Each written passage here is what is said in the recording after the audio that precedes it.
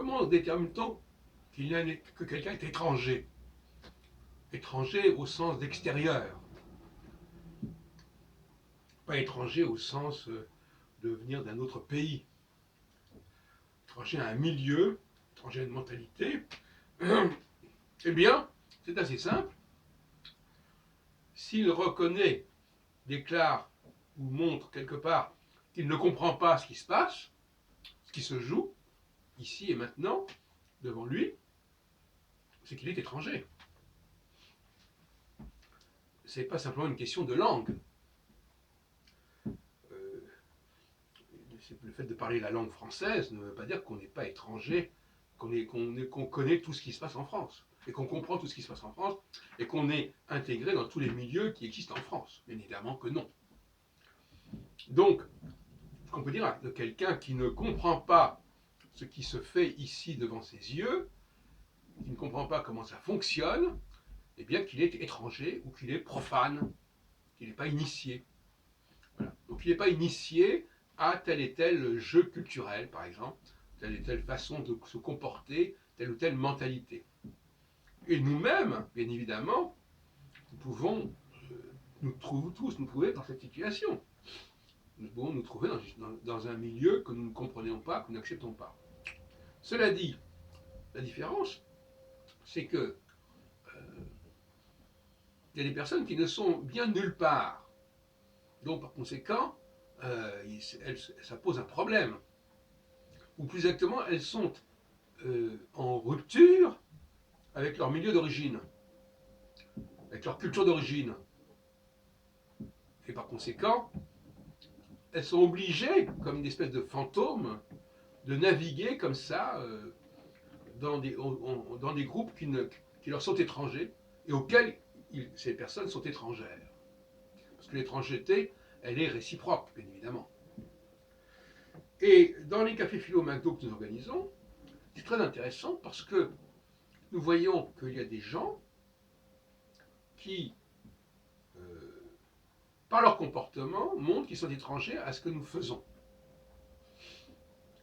Et alors, si ils sont étrangers à ce que nous faisons, ils ne comprennent pas comment nous discutons, comment nous argumentons, quels sont les sujets que nous traitons, comment nous débattons. Et souvent, ils l'expriment. À un moment donné, ils l'expriment. On dit, mais qu'est-ce que vous faites là? On comprend ce que vous faites, vous perdez votre temps, etc. Donc, ils s'affichent comme étrangers à ce que nous faisons. Alors, il y a un rapport de force. Qui est étranger à qui? Alors, on peut jouer à ce petit jeu. En disant, mais non, c'est vous qui êtes étranger. Le problème, c'est que quand il y a un groupe important de gens qui continuent à fonctionner d'une certaine manière, et dont les valeurs, finalement, sont bel et bien les valeurs du milieu considéré, de la ville considérée, de la région considérée, eh bien, ce sont ceux qui sont étrangers à cela qui sont le plus étrangers que les autres. Comme on dit, on est plus ou moins étranger.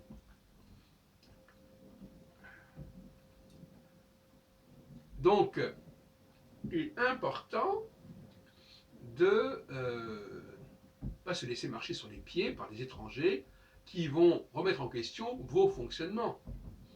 Alors que nous, on a le droit, en revanche, de remettre en question leur fonctionnement à eux, s'ils sont des fonctionnements étrangers. Mais la seule façon qu'ils protestent et qu'ils nous agressent par rapport à notre façon de fonctionner, c'est déjà inacceptable. Qu'ils restent tranquilles, bon, c'est une autre affaire, mais qu'en plus, ils se mêlent de nos affaires et qu'ils perturbent nos discussions par des propos qui relèvent d'une autre mentalité que celle qui est en cours ici, ce n'est pas acceptable.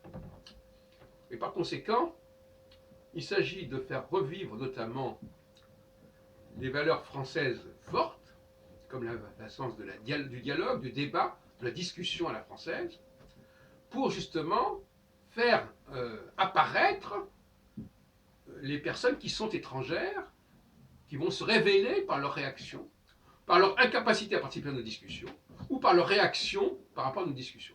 Qui est pareil. Évidemment, ça va ensemble. Ceux qui ne sont pas capables de participer vont avoir des réactions négatives, parce que c'est comme quelqu'un qui ne saurait pas jouer un jeu, il ne jouerait pas ce jeu-là, et il voudrait jouer un autre jeu.